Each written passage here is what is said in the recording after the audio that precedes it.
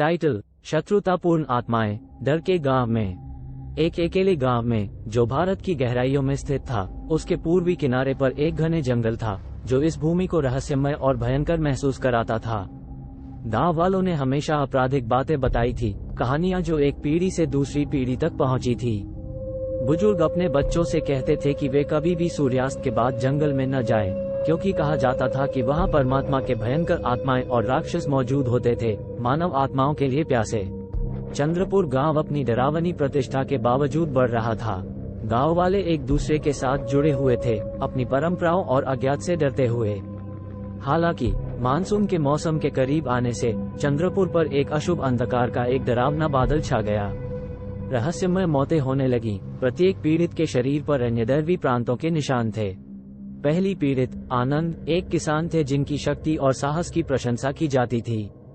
उनकी निष्क्रिय शव जंगल के किनारे पर पाया गया। उनका अभिव्यक्ति एक भय की बर्फीली मुखौटा में था। पंचायती ने फलती उम्मीद से एकत्रित हुई थी, स्थानीय पुजारी पंडित राजन से मार्गदर्शन प्राप्त करने के लिए। वे प्राचीन शास्त्रों में विशारद थे और वर्चस्व की ज्ञान रखते थे। पंडित राजन ने एक पुराने लेख में एक कथा सुनाई जिसमें एक शक्तिशाली राक्षस ऋक्भीजा का वर्णन था, जिसका कहना था कि उसकी खून से उसके स्वयं को दोबारा बढ़ाने की क्षमता थी। पुजारी का मानना था कि ऋक्भीजा वापस आ गया था, गांव पर अत्याचार करके। किसी पुराने लेख में लिखा था कि इस राक्षस को केवल एक पवित्र हृदयवान आत्मा द्वारा एक पवित्र अस्त्र से मारा जा सकता था। डर के मारे गांव वाल खुद को राक्षस से मुकाबला करने के लिए दिखाने को तैयार थे, लेकिन किसी का हृदय पाव अस्त्र उठाने के लिए पर्याप्त शुद्धता नहीं थी।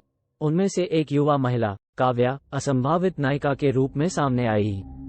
उनकी अटल मासूमियत और सहानुभूति के लिए जानी जाती थी। काव्या का आत्मा अंधकार से परिपूर्ण नहीं था। पंडित राजन द्वारा आशीर्वदित एक तलवार के साथ आयोजित करके काव्या ने जंगल में कदम रखा। केवल चंद्रमा की रोशनी और उसके हृदय ध्वनि के परिप्रेक्ष्य में मार्गदर्शित की गई। जंगल टूटे हुए पेड़ों और अजीब सी चुप में बदल गया था। बयाबान रात्रि के रहस्यों की स्वर बयारी बोल रही थी और दूर से चीखों की आवाजें आती थी। काव्या की संकल्पना थी जिसका वह एकमात्र साथी था जब वह राक्षस से मुकाबला करने गई। ऋक्भीजा अंधकार से निकला, उसकी आंखों में नीली परिश्रम और अनिश्चितता थी। उसने अपने खून की बूंद से अपने को प्रतिलिपि बनाई, लेकिन काव्या स्थिर रही। उसकी तलवार ने सचमुच काम किया और डेमोनिक परिमृगों को दूर कर दिया। हर मार से राक्षस की शक्ति कम होती गई। जैसे ही ऋक्भीजा की ताकत कम हुई, उसकी कोशिशें काव्या को धमकाने के लिए बेवकूफ हो गई।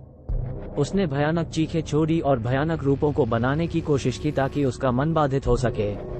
लेकिन काव्या की पवित्रता उसकी ढाल थी और वह मिथ्याओं के पीछे देख सकी तब तक जब उसकी तलवार ने राक्षस का हृदय प्राणी किया।